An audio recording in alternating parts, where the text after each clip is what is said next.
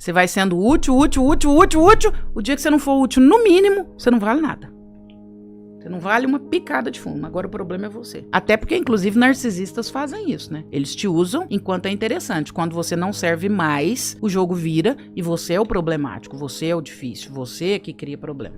Muitos sabem o quanto uma pessoa narcisista pode ser manipuladora, egoísta e destrutiva. Mas poucos entendem o que realmente transforma alguém nesse tipo de pessoa. E é exatamente isso que você vai descobrir agora. O que realmente torna uma pessoa narcisista. Narcisista todos nós somos. O narcisismo, ele ocorre lá quando a gente nasce, que é uma questão de validação. Como que ocorre o narcisismo, como ocorre o transtorno de personalidade narcísica? A minha mãe, ou a minha figura de cuidado, ela me olhou, ela zelou de mim. Então, antes, eu tinha um amor que era voltado para mim. Eu nasci totalmente egoísta. Toda criança nasce assim. E aí, eu olho para o outro. Aqui, o meu primeiro olhar talvez seja minha mãe, para outras pessoas é outra figura, mas no geral é a mãe.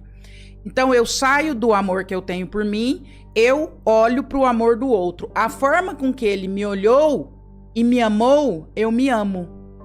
Quando isso não ocorre, tem uma distorção aqui nesse amor, eu tiro o amor que seria direcionado para os outros e eu volto esse amor somente para mim. Aí eu desenvolvo um transtorno de personalidade narcísica. O narcisismo é quando uma criança, na infância já, ela sentiu uma vergonha tão profunda e tão intolerável para a própria psique dela, que ela chegou à conclusão, caceta, eu sou o pior ser humano que existe no planeta Terra. E ela sentia isso de uma forma física e emocional, com tanta regularidade, com tanta frequência, que a psique falou, eita, você não vai aguentar isso não. Vou te ajudar. Eu vou te ajudar a pegar essa coisa que você considera um lixo e você vai matar o seu eu antigo. É por isso que a gente tem que falar desse assunto. Porque a gente vem com essa ideia de não, vamos proteger a família e não falar sobre essas coisas difíceis. Vamos, em vez disso, empurrar tudo para debaixo do tapete. E aí na próxima geração acontece o quê? A mesma coisa. Então, quando que a pessoa se torna narcisista? Quando ela sofreu abusos extremos e não conseguindo entrar em contato com a sensação de eu sou um lixo, a cabeça cria uma defesa. Não, eu não sou um lixo, os outros são. Eu sou perfeito. Só que é uma defesa tão desesperadora que a pessoa tem que entrar numa bolha de fantasia onde ela não enxerga coisas óbvias. E ela tem que mentir patologicamente para ela manter a impressão de grandiosidade e perfeição. Ela simplesmente sai mentindo. Não, isso não aconteceu, foi aquilo que aconteceu. Então, narcisistas primários, todos nós somos. É uma questão de autoestima, de autovalidação, até de autocuidado. Quem não tem um narcisismo bem resolvido nas primeiras fases da vida, se desenvolve uma pessoa sem autoestima. Entendido isso, transtorno de personalidade narcísica. O amor era direcionado para o outro, não deu certo, eu direcionei ele só para mim. Também, um outro jeito que narcisistas são criados é quando você idolatra crianças, falando para elas que elas nasceram superiores às outras crianças e não fazendo elas assumirem responsabilidade por nada. Então, quando você fala para crianças, você é tão mais inteligente, mais bonita, mais isso ou aquilo, isso é muito diferente de falar, nossa, esse desenho ficou muito legal, eu adoro ver seus desenhos. Quando uma mãe fala isso para uma criança, ela está falando, poxa, as suas criações têm valor para mim. Quando eu vejo o seu desenho, a sua individualidade é muito importante para mim. Saudável. Mas os pais que falam, você é mais inteligente do que os outros, você nasceu melhor, porque a nossa família é incrível. Aí o que essa criança... E a criança nunca assume responsabilidade por nada. Quando ela comete um erro, ninguém deixa ela assumir responsabilidade. Então ela cresce como uma... Como é que chama? A spoiled brat. Ela cresce como uma pessoinha mimada. E ela não tem estrutura de personalidade porque ela não sofreu a frustração ao longo da vida de lidar com as próprias consequências. Ninguém deixou ela de lidar com as próprias consequências. Ela ficou uma criança mimada pro resto da vida. Os dois extremos criam crianças narcisistas. Perfeito. Tratar como um lixo ou mimar demais. Perfeito. Porque nos dois extremos você não tá enxergando a criança. Porque no extremo de, ai, você é incrível, você é maravilhosa, você é isso, você é aquilo.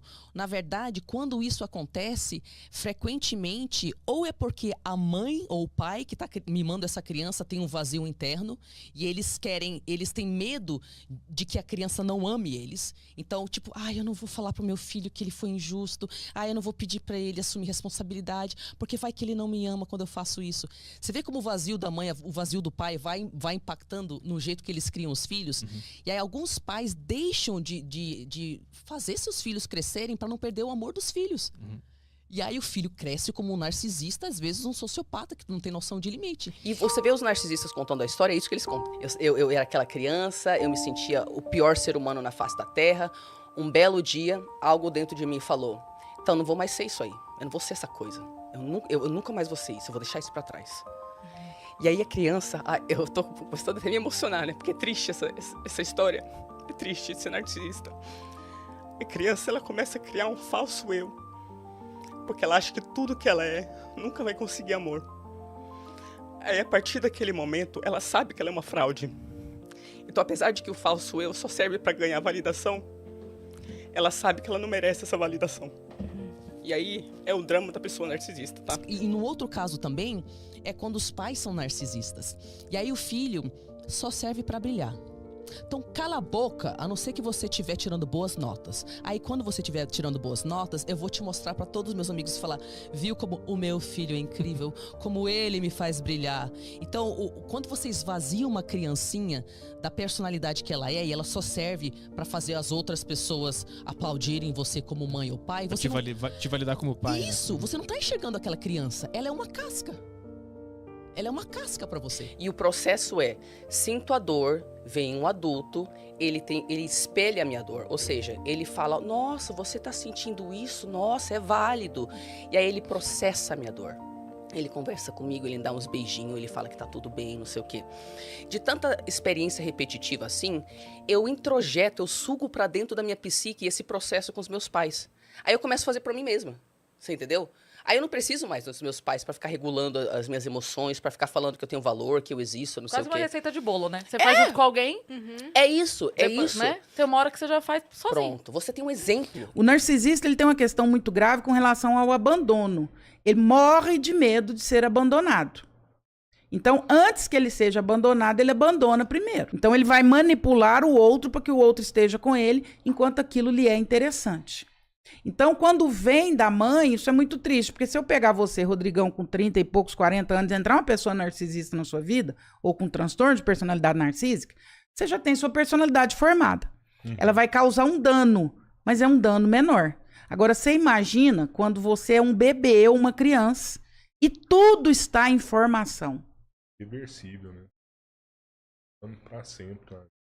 Arrancar a pele emocional dessa pessoa. Essa pessoa vai ser uma pessoa fragilizada pro resto da vida, machucada pro resto da vida, porque foi educada por alguém com critérios de perversão extremos. Então ela cria uma bolha de fantasia, onde quando você entra dentro dessa bolha, você tem que fingir ser um fantoche, uma marionete vazia, que só repete tudo que o narcisista quer que você repita, porque se você fala qualquer coisa real, a realidade mostra pro narcisista que ele não é grandioso. Então ele não pode ter contato com a realidade. E é por isso que quando você critica um narcisista, quando você pede respeito ao narcisista, quando você dá um conselho ao narcisista, quando você tem felicidade, quando você faz qualquer coisa, fora ser um objeto inanimado, que serve como um item decorativo na vida do narcisista, você expõe ele à realidade. E aí ele percebe aquela bolha de fantasia onde ele é perfeito, estoura. E ele não tem estrutura para lidar com isso. E eu não me importo Começa de criança. Isso. Chegou na adolescência, essa pessoa não construiu nenhum senso de eu, cara. Como é que se constrói um senso de eu? Você tem que consultar o seu eu real, que é onde está a sua bússola interna, que diz sim e não. A bússola fala com a gente através da dor também. Então, quando essa criança sentiu vergonha, era uma dor. O que isso estava querendo falar para ela, o que a psique estava querendo falar para ela, é que alguém tinha que olhar aquela dor. Só que a criança não consegue fazer isso. E não tinha um adulto. Então a criança é obrigada a dar para nós. E se não tem um adulto, cara? O narcisista só enxerga ele, o bem dele, o que você pensa sobre ele, inclusive se isso tiver um prejuízo em relação a você. O que acontece com pessoas do grupo B dos transtornos de personalidade, histriônico, borderline, narcisista e antissocial, é que eles não conseguem introjetar uma pessoa dentro deles para ensinar. Então eles chegam na fase adulta com a mesma sensibilidade, o pior que eles tinham na infância, porque ainda acumulou-se décadas de trauma. Meu Deus. Você entendeu? Então, são perfis de personalidade que quando eles sentem dor, eles fazem a mesma coisa que uma criança faz. Eles precisam de outra pessoa para regular. Então a pessoa funciona dentro de uma personalidade, e aí você ativa o gatilho de eu sou um lixo dela, e um outro estado de eu toma conta. E esse outro estado de eu toma conta porque é uma defesa muito boa contra a humilhação que você, pessoa terrível, tá me fazendo sentir. O narcisismo ele é uma defesa contra o sentimento de eu sou um lixo. É. Basicamente isso. Também um outro jeito que narcisistas são criados é quando você idolatra crianças, falando para elas que elas nasceram superiores às outras crianças e não fazendo elas assumirem responsabilidade por nada.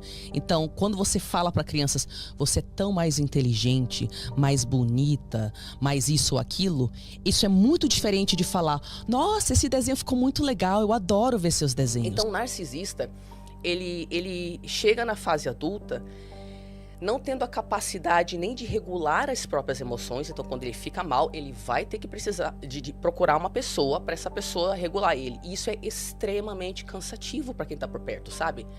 Porque, tipo, você é um adulto, você se regula e outra pessoa Não se regula. Não se regula, caceta, mano. Você literalmente tá cuidando de uma criança. Você entendeu? E no corpo de uma criança, beleza, né? Criança precisa e tudo bem.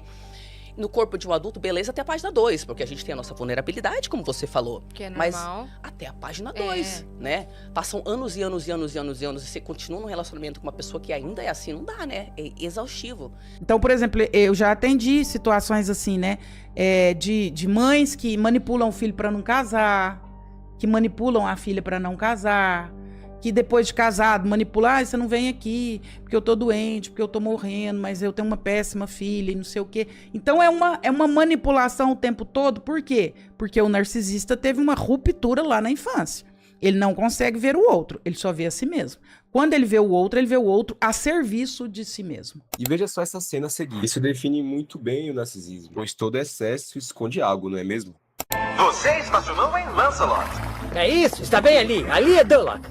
Eu falei que encontrava. Então, esse deve ser o castelo do Lord Farquaad. É, o palácio. Será que ele está querendo compensar alguma coisa?